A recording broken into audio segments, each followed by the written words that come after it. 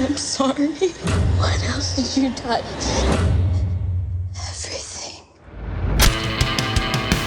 Even though Fright Hype has shifted a bit, and lately we've been doing a lot of deeper dives into topics like horror hosts and reboots, there's a lot of great horror on the way. And sometimes it's nice to do a good old-fashioned, here's a bunch of stuff that's coming up episode. Now, we're still more than a year away from The Conjuring 3, but the franchise has expanded, and before we see the third Conjuring film, we'll actually get the third installment in the spin-off Annabelle series. And this one will actually blur the lines a bit, as writer-director Gary Dauberman has brought Annabelle home to the Warrens Museum. Vera Farmiga and Patrick Wilson reprise their roles as Lorraine and Ed, but based on the trailer, the film seems to focus on their daughter, played by McKenna Grace, who you may have recognized from Mike Dougherty's insanely good The Haunting of Hill House. When one of her babysitters sneaks down into her parents' big room of possessed stuff, she finds a creepy doll locked away and promptly lets it out because of course she does. You can see how that works out for her on June 27th. Now, speaking of creepy dolls, I touched on the remake of Child's Play a couple months ago, and while there's still some contention with this reboot, since it comes while the original Chucky timeline is still going strong under creator Don Mancini with a television series on the way, the new installment got a huge boost off the news that their version of Chucky will be voiced by Mark Hamill, who was good as Luke Skywalker, but was better as the Joker. Now, the unpopular opinion is that I'm okay with both versions, and the fact that a reboot is happening while the series is ongoing might just finally prove to people that remaking movies doesn't make the other versions go away. You can see Child's Play on or plan your protest for June 21st. And while we're on remakes, The Craft is going to be getting one. Blumhouse is producing with actress Zoe Lister-Jones moving behind the camera to write and direct the film. This one is still a ways out, but look for more as it comes. Now for my next segue, watch as I seamlessly move from a remake of a 90s classic to an adaptation of a book series from the 80s that I read in the 90s. Like I said,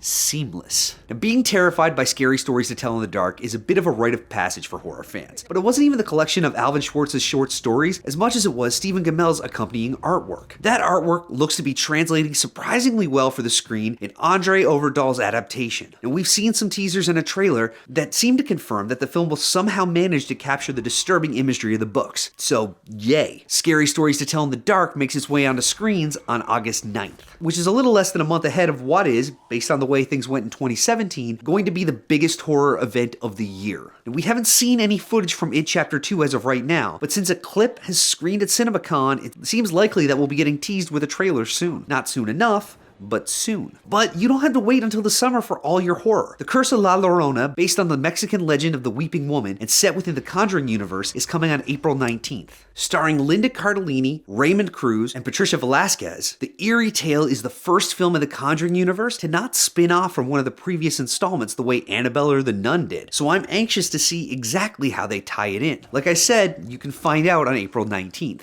So what upcoming horror has you most excited? Let us know in the comments, and remember, Fright Hype and Crypt TV are all over the internet. Until next time, keep the horror on the screen and off the streets. I'll see you then.